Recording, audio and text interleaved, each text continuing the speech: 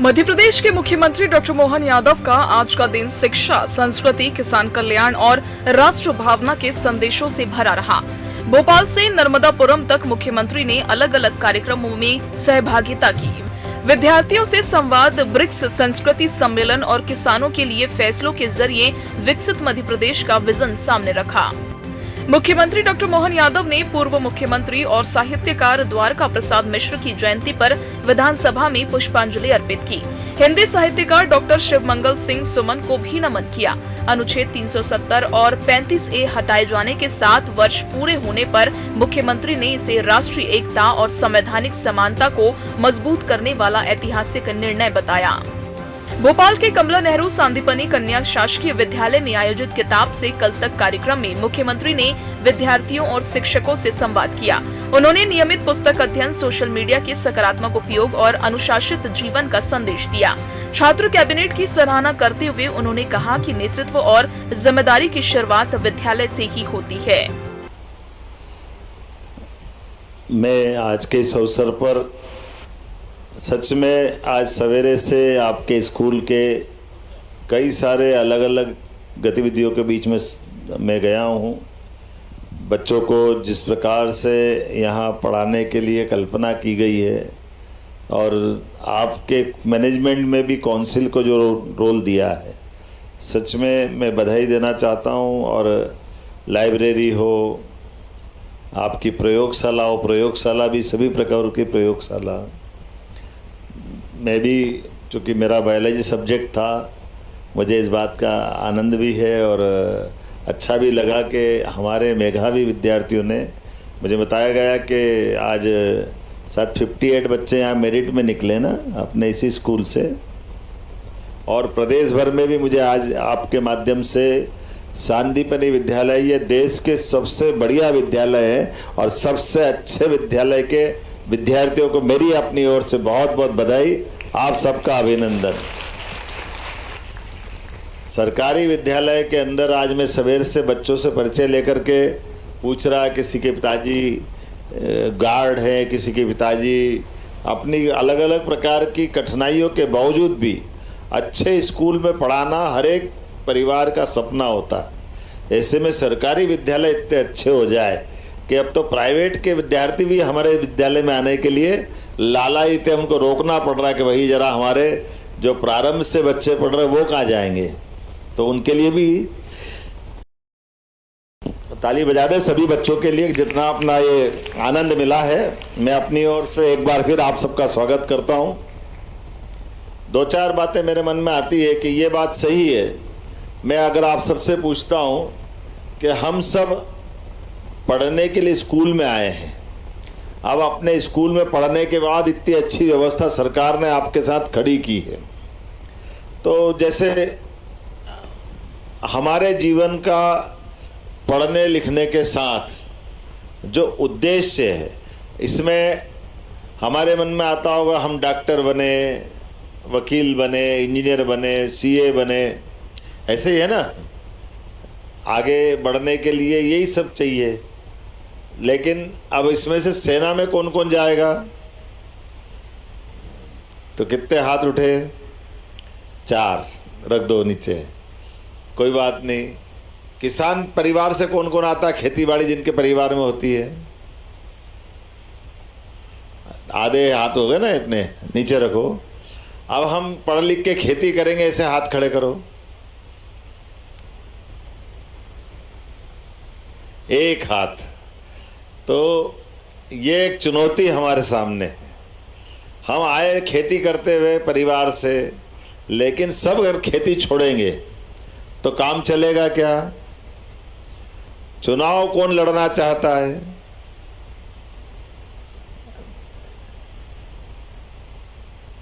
तो ये आधे से भी कितना हाथ हो गए? अब आप बताइए, लोकतंत्र जिंदा कैसे रहेगा? हम अच्छे पढ़ लिख कर के नागरिक बनना चाहते हैं, तो हमारे बीच में से डॉक्टर, वकील, इंजीनियर वो सब है, लेकिन हमको हमारे देश के लिए भी, प्रदेश के लिए भी जीना है। तो आज़ादी के पहले वो सारे लोग शहीद भगत सिंह से लेकर सारे लोगों ने अपने अपने प्राणों की आहुतियाँ दी, लेकिन अब अच्छी खेती भी उन्नत खेती करेंगे। माननीय प्रधानमंत्री जी ने बहुत सारी अच्छी योजना बनी, हमारे राज्य में भी अच्छी योजना है।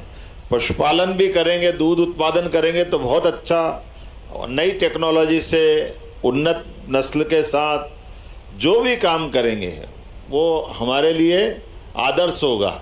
ऐसे कॉन्फिडेंस बढ़ाएं तो पढ़ाई का मतलब है, नहीं तो पढ़ाई क्या होगी, थोड़ी अधूरी हो जाएगी, है ना। तो हमको जो काम मिले उस काम को करने के साथ अपने जीवन में हम अगर ये सोच के चलेंगे। भोपाल में आयोजित ब्रिक्स सांस्कृतिक सम्मेलन में मुख्यमंत्री डॉक्टर मोहन यादव ने विभिन्न देशों के संस्कृति मंत्रियों का स्वागत किया। उन्होंने भारत की सांस्कृतिक विरासत और वसुधैव कुटुंबकम की भावना को विश्व के सामने रखा। मुख्यमंत्री ने कहा कि सांस्कृतिक सहयोग से देशों के बीच आपसी समझ, सद्भाव और विश्व शांति को नई दिशा मिल सकती है। जैसा कि माननीय अग्रवाल जी और हमारे नीरज मंडलोई जी ने बताया है, वर्तमान का समय सच में यशस्वी प्रधानमंत्री के नेतृत्व में सभी क्षेत्रों में तेजी से गति से बढ़ने का है, और उसी में एक कदम हमने भारत सरकार के साथ मिलकर के मध्य प्रदेश सरकार की ओर से बढ़ाया है। टेलीकॉम सेक्टर का ये हमारा ग्वालियर का जोन, ये सच में हमारी बीती 2.5 साल के दरमियान सरकार के माध्यम से सभी सेक्टर को प्रमोट करने के लिए हमने बहुत अच्छी पॉलिसियां बनाई। अट्रैक्टिव पॉलिसियों के कारण से बड़े पैमाने पर रिस्पांस मिला। बीती GIS का मेरे मित्र मंडलोई जी ने बताया होगा आपके सामने, जो हमने अपने धरातल पे उतरने वाले रिकॉर्ड देखे, ये हमारा भरोसा है सरकार के प्रति हमारे सभी उद्यमियों का, जिसके कारण से बड़े पैमाने पर रिस्पांस मिल रहा है। मध्य प्रदेश सभी सेक्टर में समान रूप से बढ़ रहा है। और जैसा कि आज की दृष्टि से मध्य प्रदेश की अपनी खुद की अगर अंदर की ताकत देखते हैं तो भारत में सबसे सस्ती बिजली, अब भारत तो क्या दुनिया में सबसे सस्ती बिजली कहीं मिल रही है तो मध्य प्रदेश में मिल रही है। मुझे इस बात का गर्व है। हमारे लिए लैंड बैंक का भी सबसे बड़ा लैंड बैंक का रिकॉर्ड हमारा अपना है, और सुगमता के साथ दक्ष लोगों का जो समूह चाहिए और उसी के साथ उसको भी हम प्रमोट करते हुए रोजगार आधारित उद्योगों के लिए प्रति लेबर 5,000 रुपया महीना देने का कमिटमेंट अलग अलग प्रस्ताव अनुसार 5 साल 10 साल तक ये हमारा कमिटमेंट है। मुझे इस बात की प्रसन्नता भी है।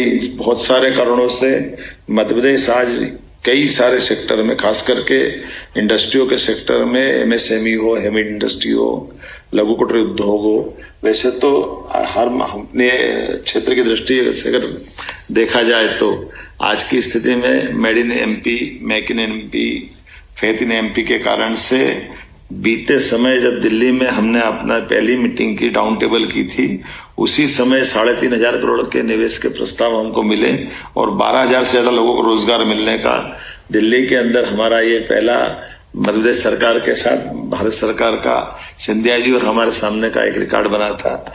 और पूरे देश के अंदर समय समय पर हम रोड शो करते हुए हमारी सारी पॉलिसियों को सबके सामने लाकर हमारे इस कमिटमेंट को सिद्ध कर रहे हैं। आइए मध्य प्रदेश के साथ जुड़े, बढ़ते समय को पहचाने, अपनी व्यावसायिक छलांग लंबी लगाने के लिए आप सबको मध्य प्रदेश बुला रहा है। और मध्य प्रदेश में एक बार आता है वो हमेशा के लिए आ जाता है, वो जाता नहीं है। अपने सभी प्रकार से प्राकृतिक अनुकूलता के अलावा भी देश का दिल है मध्य प्रदेश। पूरा पश्चिम उत्तर दक्षिण सभी क्षेत्रों से मध्य प्रदेश से होकर के ही हर किसी को गुजरना होता है। और वैसे भी मध्य प्रदेश में परमात्मा की कृपा से कोई प्राकृतिक आपदा नहीं आती, कोई समंदर का किनारा नहीं कि कहीं अपने दूसरे कारण होंगे या किसी और कारण से। हमारे यहाँ मोटे तौर पर औद्योगिक दृष्टि से भी लगभग 50-60 साल का रिकॉर्ड है, कभी कोई लेबर प्रॉब्लम नहीं हुई। मजदूरों का भी बहुत अनुकूल वातावरण है, किसी हालत में शांति प्रिय नगर है, शांति प्रिय प्रदेश है, लाइन ऑर्डर की कोई पोजीशन नहीं आती है। लेकिन व्यापार व्यवसाय करने के लिए सभी प्रकार के संसाधनों से युक्त होकर के देश के भी और विदेश के, और जैसे कि बताया गया है कि रीजनल इंडस्ट्री कॉन्क्लेव के माध्यम से समग्र मध्य प्रदेश में अलग अलग सेक्टर में हम समान रूप से आगे बढ़ रहे हैं। महोत्सव अवई की उल्लेख अपने नीरज ने बताया है। हमने तो 200 एकड़ से शुरू किया, जिस दिन हम भूमि पूजन करने गए उस दिन तक 1000 एकड़ से ऊपर का भी हमारा सब कुछ निवेशकों को साथ हो गया। बीते 17 सितंबर यशस्वी प्रधानमंत्री के माध्यम से पीएम मित्रा पार्क, ये देश का सबसे बड़ा हमारा कॉटन इंडस्ट्री का क्लस्टर था। एक ही दिन में न केवल जहां भूमि पूजन कर रहे थे, वो हमारा 2000 एकड़ से बड़ा पार्क उसी दिन सेल हो गया, कुछ हमारे पास बचा नहीं था। तो ये हमारा आपका प्रेम है, व्यवसायियों का प्रेम है। इसके कारण से हम लगातार अपनी गंतव्य की तरफ धीरे धीरे आगे बढ़ते हुए उम्मीद कर रहे हैं कि ये टेलीकॉम सेक्टर से, और वैसे भी ग्वालियर के अंदर हमारे लिए सौभाग्य की बात है, दिल्ली से और कई कारणों से हमारी सब कनेक्टिविटी ग्वालियर में है। ग्वालियर के अंदर संयोग से हमारे माननीय सिंधिया जी स्वयं ग्वालियर से भी आते हैं, और ग्वालियर राजा हमारे लिए ग्वालियर रियासत सिंधिया रियासत के साथ ही तानसेन की नगरी है, और रोजगार परक उद्योगों को बढ़ावा देने वाली सभी प्रकार की अनुकूलता है।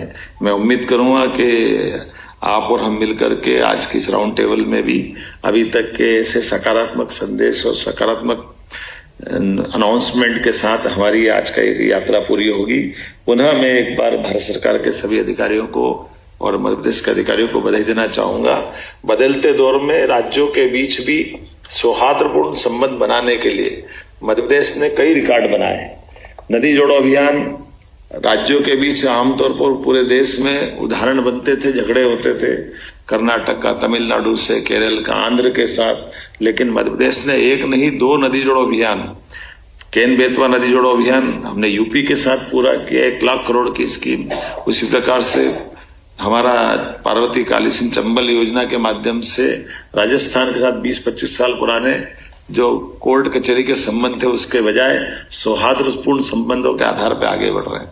मध्य प्रदेश सरकार कोशिश कर रही कि सभी प्रकार के अनुकूलता के अवसरों को यथार्थ परक योजनाओं के बलबूते पर उनको हमारे अपने भारत सरकार के साथ कदम से कदम मिला के चलने के लिए राज्य को नंबर 1 के राज्य में ले जाएं। तो आइए हम सब मिलकर के आज के इस अवसर का लाभ लें। इतना ही मेरा कहना था। आप सबका वंदन, अभिनंदन। पुनः मध्य प्रदेश की ओर से आपका निमंत्रण। बहुत बहुत धन्यवाद। नर्मदापुरम के बलराम कृषि महोत्सव में मुख्यमंत्री ने किसानों के हित में कई महत्वपूर्ण बातें साझा की। कवच योजना के तहत सहकारी समिति में अनियमितता होने पर किसान को डिफॉल्टर नहीं मानने की व्यवस्था बताई गई। उड़द बोनस, धान और सरसों पर भावांतर फूड प्रोसेसिंग इकाइयों को सब्सिडी सहित कई कदम किसानों की आय बढ़ाने की दिशा में बताए गए। मैं बधाई देना चाहूंगा आप सबको। ये बदलते दौर का समय है। यशस्वी प्रधानमंत्री के नेतृत्व में जोरदार ताली बजाएं कि हम न केवल खेतों की ध्यान रख रहे हैं बल्कि खातों का भी ध्यान रख रहे हैं। कल ही कैबिनेट के माध्यम से एक और नई योजना किसानों के हित की लागू हुई, जो कवच योजना के माध्यम से अब कोई भी सहकारी समिति में अगर प्रबंधक या कोई कर्मचारी कहीं कोई गड़बड़ कर देगा तो हमारे किसान भाई बहनों की राशि में या उनको डिफॉल्टर होने की जरूरत नहीं है। अभी कल ही हमने 5000 किसानों का जो डिफॉल्टर हो गए थे उनको डिफॉल्टर से बाहर लाए, और आने वाले समय में जो गड़बड़ी करेगा वो जेल जाएगा, उसके ऊपर कार्रवाई होगी, FIR होगी। लेकिन इसके कारण से खाते डिफॉल्टर हो जाए, सोसाइटी डिफॉल्टर हो जाए, इसकी जरूरत नहीं। ये कवच योजना वाकई बहुत अच्छी योजना है। मैं इस अवसर पर आपके साथ जब बात कर रहा हूं तो और मैं आपको बधाई देना चाहता हूं। बीते समय हमारी सरकार ने निर्णय किया कि अब 6-6 महीने के बजाय 1 साल में खाते का पलटा होगा, ताकि अब 31 मार्च के दरमियान जो ब्याज लगता था और हल्ला मचता था, जब ताली बजाना तो दिल खोल के बजा सकते हैं कि अब 31 मार्च के बजाय हम 1 साल में एक बार, भले ही मई, जून, जुलाई, जब आपका खाता होगा तब आपको भरना है। ये तनाव मुक्त हो जाएंगे हमारे सारे मित्रगण। और ऐसे में वास्तव में ये कोरम का नहीं, फोरम का आयोजन है, और ये आपके और हमारे भी संवाद का महत्व है। और जब मुझे देखा कि घर में ही कष्ट हो जाए, जैसे अन्न खिलाने वाली माँ कष्ट में हो तो भोजन करने वाले को भी व्यथा समझना पड़ती है, और 25% के बजाय मौका पड़ा तो फिर आपको भी जोड़ के हमने कहा कि कोई बात नहीं, 60% तक खरीदेंगे, लेकिन आगे पीछे हमको अपनी फसल विविधीकरण पे भी चलना चाहिए। इसलिए जोरदार ताली बजा करके एक तरफ गेहूं उपार्जन में भी, दूसरी तरफ आपके हर दुख दर्द में सरकार सदैव आपके साथ खड़ी है। मैं भावांतर योजना के बलबूते पर भी सोयाबीन के माध्यम से जो हमने कदम बढ़ाए थे, अब बोलना चाहूँगा संभवतया अगले धान की खरीदी में भी हम भावांतर योजना के बलबूते पर सरसों और धान दोनों की खरीदी में भावांतर का लाभ देंगे। ताली वाली बजा करके इसका भी भविष्य की दृष्टि से आनंद ले सकते हैं। सरकार किसानों के साथ है। सरकार के माध्यम से हमने कोदो कुट की भी अब श्री अन्न योजना के माध्यम से खरीदी है। और खासकर मैं उल्लेख करता हूँ कि अब अपने बीच में जब मैं आपसे बात कर रहा हूँ तो यहाँ हाई क्वालिटी का रेशम, सरबती गेहूँ, बासमती चावल क्या नहीं है नर्मदापुरम में। वास्तव में यहाँ का तो एक बार सरबती गेहूँ का स्वाद ले तो दूसरा गेहूँ खाना बंद कर देता है। इतना आनंद आता है नर्मदापुरम का। व्यक्ति भी जोरदार और यहाँ के अन्न उत्पादक और अन्न के भंडार भरने वाले खेतों का भी टेस्ट अलग प्रकार का मिलता है। मैं अपनी ओर से एक बार फिर आने वाले समय में मुहासा बावई के बलबूते पर ये हमारा सबसे तेज गति से औद्योगिक क्षेत्र में बदलने वाले जिले में शामिल हुआ है। इसी के साथ साथ लॉजिस्टिक ट्रांसपोर्ट जो कटनी के पास बनेगा, अर्थात कई प्रकार से हमारा ये जिला बहुत अच्छे से आगे बढ़ रहा है। पिपरिया और खासकर पचमढ़ी के अंदर भी बीते समय में किसानों के साथ साथ रहवासियों को भी जो कठिनाई थी उसका समाधान निकालने का काम हमारी सरकार ने किया है।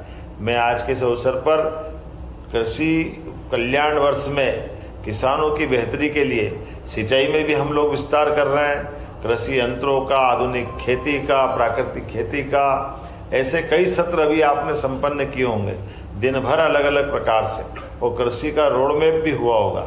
हमारे मंत्री जी वहाँ मौजूद है। संभाग केंद्र पर हमने ये प्रयास किया है कि हमारे हर संभाग पर और संभाग के बाद जिलों पर, तो आज आपके जिले का होते होते ये संभाग का आखिरी कार्यक्रम है, लेकिन इरिगेशन में हमको फलोद्यान पे भी आगे बढ़ना है। और बड़ी संभावना है हमारे नरसिंहपुर जिले नर्मदापुरम जिले में, जिसमें हॉर्टिकल्चर के बलबूते पर बहुत सारे अपने अलग अलग प्रकार के आम, अमरूद, संतरा, केला, पपीता, अनार, नींबू ऐसे कई फलों के बाग लगाए जा सकते हैं। बड़े पैमाने पे इस पर अनुदान भी दे रहे हैं। नर्सरी भी लगा सकते हैं, नर्सरी के माध्यम से भी लाभ मिलेगा।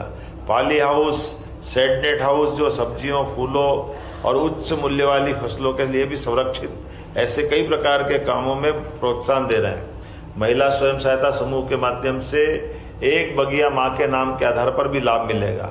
और फूड प्रोसेसिंग यूनिट, इसकी संभावना भी अद्भुत है। और फूड प्रोसेसिंग यूनिट में 50% की सब्सिडी भी सरकार दे रही है।